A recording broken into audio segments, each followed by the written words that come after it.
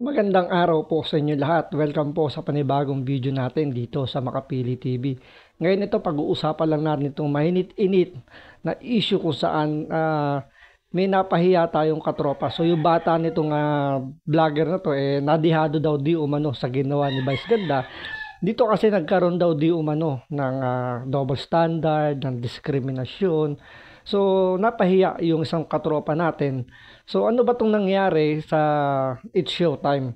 So panoorin po natin ito at bago ang lahat, kung di ka pa nakasubscribe sa Makapili TV, baka pwede naman pakipindot yung subscribe button at the same time palike na rin ang video, wala namang pong bayad dyan, kaya pindot na. So ito, panoorin po natin itong maikling video muna para magkaroon tayo ng konteksto kung talagang nagkaroon ba ng diskriminasyon, nagkaroon ba ng pamamahiya, o nagkaroon ba ng double standard. So panoorin po natin to. Yo, check. Isa daw sa mga bata ko yung naargabyado eh. O, sige, okay, game, sunod.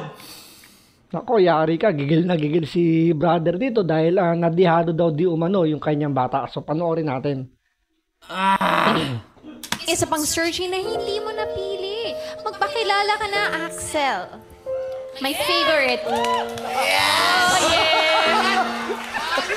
The Resurrection Chicksers. Paano yung kawaii? Paano yung kawaii? Yeah. Hoy, hindi pwede yun. Hindi pwede yun, Axel. That's bad. You don't do that. You ask for permission. Alam mo bang pwede kang mademanda sa ginagawa mo? You don't do that. Ang OA, pwedeng mademanda agad. Ang OA nun, pwedeng mademanda, hindi pwede yung ganon. Kalukuhan yun. Pag pangit yung gumawa, pwedeng mademanda. Pero pag gwapo yung gumawa, sign ng pagiging gentleman yun. Beso lang yun eh. Casual na beso. Pinahiyaan niyo yung bata ko sa national TV, oh. Pwedeng mademanda. Katarantaduan nyo. Pero bakit yun dito sa isa? Ito, may pa-play tayong isa. Pero bakit dito nung sa isa, di ba? Nakita nyo naman ginawa sa bata ko. Bumeso yung bata ko, di ba? Pero dahil pangit yung bata ko, pwede na ito mademanda. Pero dito sa isa, Jazz, alika, mapakilala kita kay Nina. Nina, our friend Jazz with a Z. From Tacloban. Hi. I never thought that it would end this way, but, you know, we can't finish writing our books and stories. I hope you have a happy life and God bless with your partner. I hope you a good Ama na, future. Jazz, ang haba. Okay na yun. Ayun! oh. Pero bakit nung ito, okay lang? Mangkinilig pa kayo. Nag-ask ba siya ng permission? Di ba? So ito, pisahan natin dito sa sinasabing gwapo tsaka yung pangit. So dito di naman natin masasabi kung sino yung gwapo, sino yung pangit. So depende yan sa kung sino yung tumitingin. So siyempre, sa pananaw ng mga ibang nanonood, medyo dihado nga naman tong katropa natin compare dito sa Ingleserong mukhang artistahin. Siyempre, andun talaga yung sinasabi na biruan. Although biruan yun, pero sa totoong buhay, real talk, talaga may factor din kapag mas may datingan ka, mas malakas yung arrive mo, hindi sa personality, kumbaga yung looks. So dito makikita nyo sinasabi, hindi daw nag-ask ng permission itong unang laki, yung Axel. So bago niya ginawa yung di umano pambebeso. So, meron naman lumalabas kasi mga video na hindi naman daw nagbeso siya. So, kinonfirm naman to nung Axel, itong contestant na to, naglabas siya ng video na hindi naman siya nagbeso.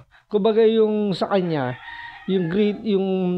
kumbaga yung kanyang pagbati, yung pagtapik nung balikat sa balikat. Alam niyo yung mga bruskong yung magkakatropang sanggandikit or may sabihin natin yung ginagawang traditional na ngayon ng mga kabataan na kapag nagkikita-kita yung nagdidikitan ng braso. So yun yung ginawa niyang pag-attempt nung pagbati niya rito sa babae. So marami nagsasabi rin naman na hindi naman daw appropriate yun kasi nga hindi naman sila well-known friends na magkakayala talaga ng matagal na. So, para gawin yung bagay na yon. So, nagsalita rin naman dito yung Axel na, yun nga, wala naman, di naman siya nag-try magbeso. So pero kung sinabi rin naman niya, depende kasi sa angulo ng camera. So sa angulo ng camera, sa angulo ng mga host ng It's Showtime, is parang nag-attempt siyang magbeso. Kaya siya parang pinutol siya doon or parang pinagbawalan siya. Kaya nga nasabihan siya na you must ask permission first kasi pwede siyang mademanda. Doon lang sa parte na sinabi na medyo hindi lang na maganda dahil nga napahiya tong katropa natin, yung sinabing pwede kang mademanda kasi parang lumalabas, nagkaroon ng sexual harassment. Diba? Parang ginudge kagad nila itong si Axel na dumada moves, gumagawa ng Hokage moves, kumbaga kung tawagin nila, parang gumagamit ng pinagbabawal na technique. So yun yung parang pinalalabas nila sa nangyaring segment na yon. 'Di ba? Parang kailangan daw mag-ask ng permission. So doon sa pangalawang video naman na pinakita nitong katropa natin na pag yung Pogi, ito nga si Pogi, tingnan natin, medyo pa-English pa. Hindi naman siya nag-ask ng permission nung siya bumeso. Hindi naman hindi man lang sinaway, hindi sinaway nitong mga host. So doon lumalabas yung sinasabi lang double standard na parang may katotohanan yung biruan na kapag pangit ang gumawa nun parang ibig sabihin parang dumado moves or nagte-take advantage. Pero pag pogi ang gumawa, is parang sign of respect, may kasama pang kilig. So andun yung diskriminasyon daw, sabi nila. Kaya hindi maiwasan ng ibang nanonood na parang sumang-ayon sa sinasabi nitong katropa natin na hindi patas. Na napahiya yung katropa natin, yung bata niya, napahiya dahil on national TV, parang yung sinita siya on national TV at sinabing pwede siyang mademanda. Pwede naman kasing mangyari na after niyang gawin yung bagay na yun, or sinaway niya siguro gano'n na wag mong gagawin yan, sana pinutol lang gandun lang. And then pagkatapos ng segment, sana lang kinausap itong contestant, itong si Axel, pati yung babae, yung isang contestant, para tanungin kung magkaroon ba ng, sabihin natin, hindi naging komportable siya doon sa ginawa nitong Axel, kung meron ba siyang planong magreklamo, yung mga ganun ba. Pero hindi dapat sinasabi on air kasi tulad niyan, iba yung point of view nyo sa totoong intention or sa noong nangyari between sa dalawang contestant. Kung tulad niya, nagsalita rin naman itong contestant na babae at sinabi niya na wala naman, hindi naman daw siya hindi siya naging awkward nung time na yun. Medyo depende lang kasi sa angulo raw ng upuan niya, ng pwesto niya. Kaya kung titingnan niyo sa video, medyo medyo umiwas siya.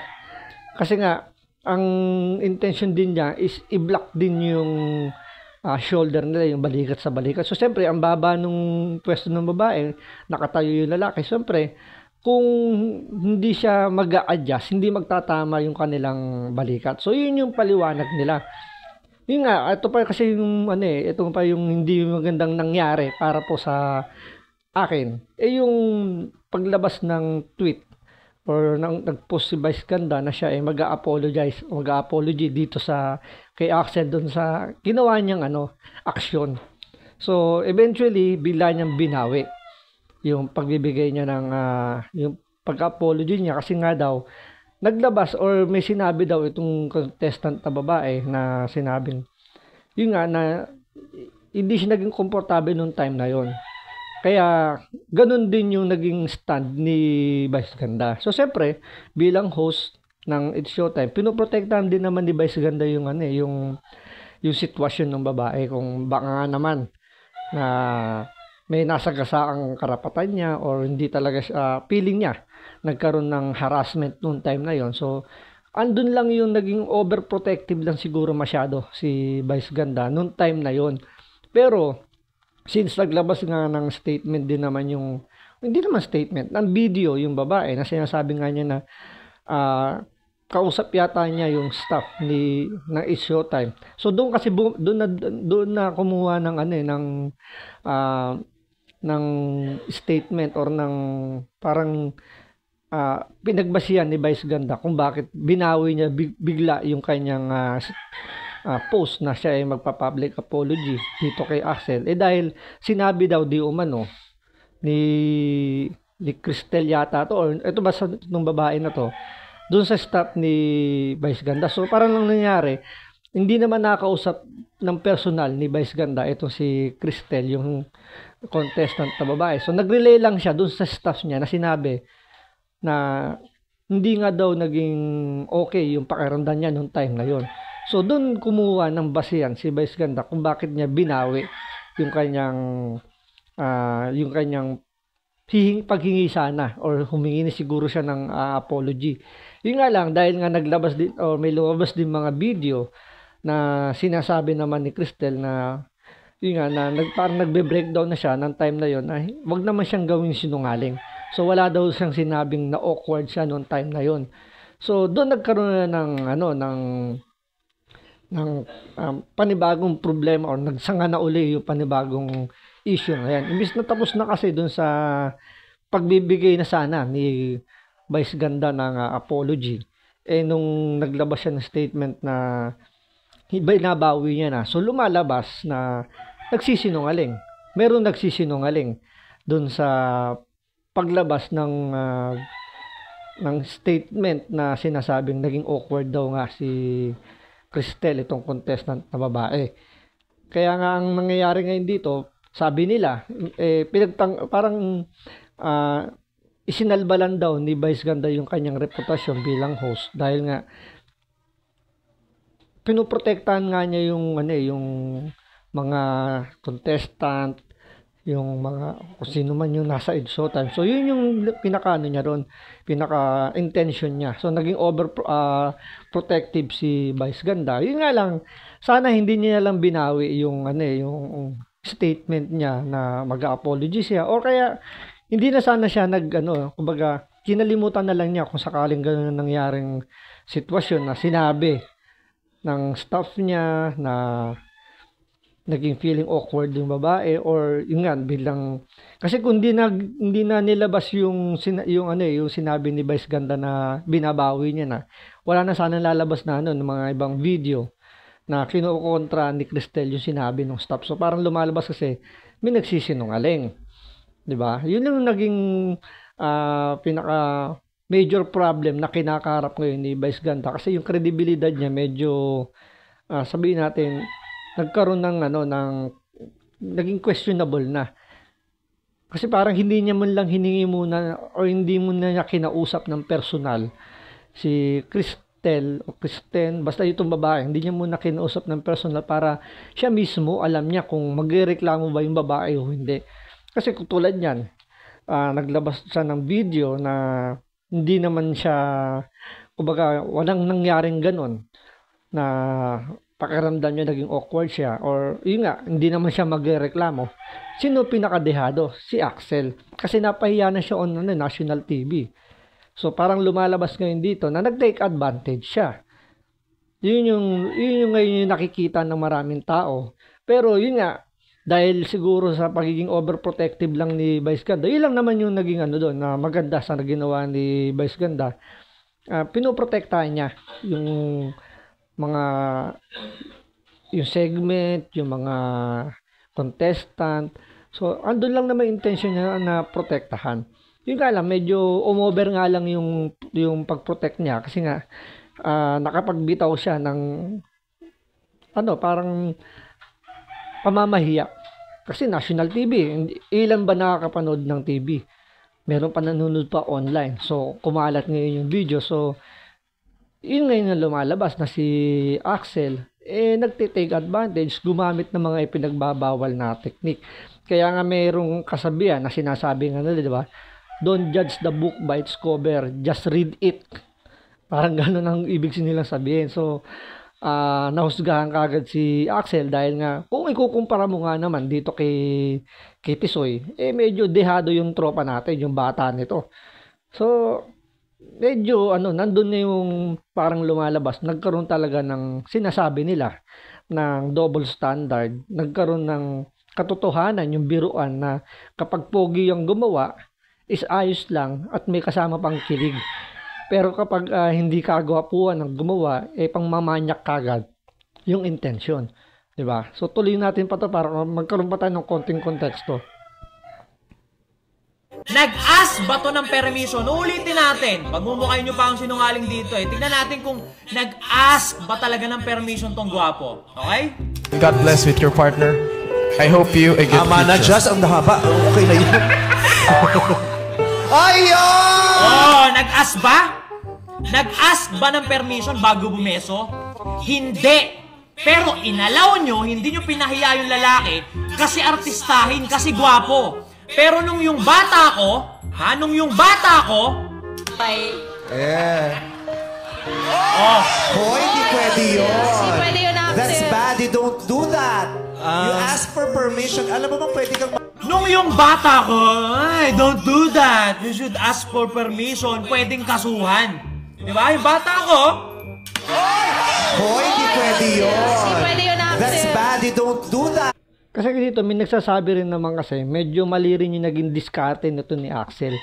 Sinasabi rin kasi nila masyado naging feeling close si Axel. Kasi nga, hindi naman sila magkakilala ng matagal na panahon. Or baka nga dyan lang sila nagkita nung time na yan. Tapos medyo naging feeling close siya. So masyado naging presko yung dating niya. Kasi pagka, di ba, after niyan tawagin, nakipagkamay kaagad siya and then yun nga, nag-attempt siya ng pagbeso daw, di umano. Pero yun nga, sabi nga niya, pagtapik lang sa braso yun. Pero yun nga, depende nga, sabi nga ni Axel, depende kasi sa angulo ng camera. Pero yun nga, balikan lang natin yung labasan natin doon sa pagiging sa pagbeso. Yung magiging pamaraan lang siguro na sinasabing naging feeling close masyado si Axel. Right after niyan tawagin, yun nga, dumiretso kaagad siya sa pag-attempt ng pagbebeso or pagtapik ng braso. Unlike dito kay Pogi, medyo bago niya simulan yung, or bago niya ginawa yung pagbeso, gumawa na muna siya ng intro, gumawa muna siya ng pwedeng magkaroon ng connection. So magkaroon ng konting space na pagkakataon na magkaroon ng, kumbaga magkakilala kahit kaunting-kaunti. So nagkaroon muna siya ng statement bago niya inattempt or yung pagbeso niya. Pero siyempre, ang pinupunto nitong katropa natin yung pag-ask ng permission. Parehas lang naman silang hindi humingi ng permission, pero bakit si Axel sinita, etong si Pogi hindi. Kaya nga yung pinaglalaban ni katropa dito na bakit ganun, na hindi man lang nyo sinaway, pero pagdating nyo sa bata niya, itong tropa natin, sinaway nyo. Yun yung nagiging hindi matanggap nitong katropa natin na medyo dihadong-dihado talaga yung bata niya. You ask for permission. Alam mo bang pwede kang mademanda sa ginagawa mo? nung yung bata ko yung gumawa, pwede nang mademanda. Pero nung yung gwapo kanina, okay lang. Kilig na kilig pa kayo. National TV yan, no? Napahiya yung bata ko. Diba? Napahiya yung bata ko. How ironic, diba? How ironic na Pride Month ngayon, Pride Month. Tapos kayong mga bakla, yung nagsusumigaw na huwag kayong madiskrimina, di ba? Bigyan kayo ng pantay na pagtrato, pero kayo yung mga numero unong lintik mang okray. Di ba? Kayo yung... Dito may punto ulit rito yung katropa natin, which is hindi naman lahat ng mga miyembro ng LGBTQRSTYW123 ganun. Pero karamihan nga lang naman talaga sa mga may ingay sa social media, parang feeling entitled na humihingi nga ng sobra-sobrang respeto, na sinasabi nga ng tigilan yung diskriminasyon. Pero yun nga, kung titingnan sa pananaw ng ibang mga nanonood, nagkaroon nga ng diskriminasyon dito at gawa nga ng hindi masyadong kagwapuan itong katropa natin, itong bata niya, versus dito kay Pogi na Inglesero pa. So nagkaroon ng diskriminasyon. So yun yung ipinaglalaban nitong katropa natin, na bakit naman ganyan kayo kung makahingi kayo ng ng sobrang, kumbaga, ng paghingi nyo ng pantay na pagtrato, sa inyo mismo nang gagaling, walang pagpantay na pagtingin. Lalo na kung mang-okray kayo. Especially, di ba, itong si Vice Ganda, galing kasi to sa comedy bar. So, sanay siya mang-okray ng ganyan. So, siguro hindi niya kaya ngayon, nauungkat ngayon, nabubuksan ngayon yung mga paghingi ng ng karapatan nitong mga LGBT. So, siguro nga, dahil nga sanay si Vice Ganda sa pang-ookray, baka nadala niya nung time na yon. Pero kung titingnan nyo naman yung video, andun naman yung kasi yung pagiging concern niya. Pero, siyempre nga, hindi naman natin mapiplease yung lahat ng tao. Doon nakikita pa rin nila na nagkakaroon ng diskriminasyon. Na hinihingi nila sa ibang tao na huwag magkaroon ng diskriminasyon, pero nanggagaling sa kanila mismo. Yung kumbaga, sila yung unang nagdi-discriminate. So, andun yung nakalungkot na nadadamay lahat. So, hindi naman natin sinasabi na lahat ng, kumbaga, meron talagang iilan or karamihan sa LGBTQ, TWS 1, 2, 3, 4, 5, talagang nagiging feeling entitled masyado sa kanilang pinaglalaban. Kayo yung mga legit man diskrimina eh. Diskriminasyon to, yung gwapo, okay lang, o sige sabihin natin na yung pagbeso ng walang permiso, hindi tama yun. Ang tanong, bakit pag gwapo yung gumagawa, inaalaw nyo?